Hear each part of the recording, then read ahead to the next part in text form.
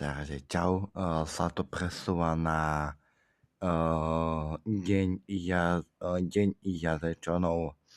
Bude to pri jazere. Budú tam vystupovať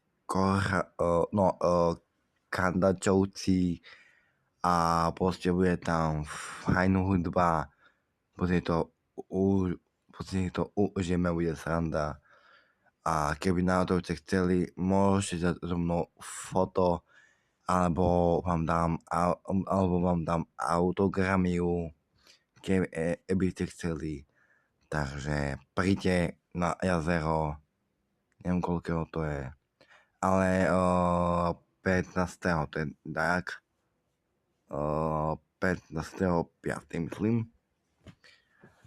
A asi to máte skoro všetci doma, takže určite máte to doma, môžete pozrieť a keby niečo, tak vás chcem upozorniť pred jednou vecou. A to je taká, keď chcete so mnou autogramiu alebo fotku, tak prosím,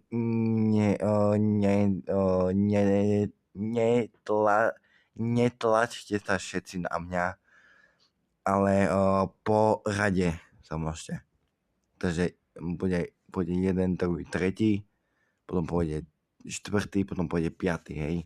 Takže prosím, na mňa sa netlačte. A to som mal pri mnoho vystúpeniach, kde sa na mňa ľudia tlačili, chceli so mnou fotku, chceli so mnou autogramiu, lebo že kus ďalej, hej. Takže takáto malá prosbička pre ľudí. A keby ešte vám prinesiem nejaké tie darčeky, keby ste chceli, mám tu Lego, nejaké vám môžem dať, alebo vám môžem dať niečo. A ešte vám môžem dať, čo mám, tú kapsu, tu toho hnedu, keby chcel niekto, tak to tomu môžem dať, takže príďte si potom, vám dám autogramu na to. Takže takáto. A ešte by som chcel dať ešte jedno info. Ľudia, viem, že máte 6 radí, áno, to berem, ale prosím vás, kus ďalej.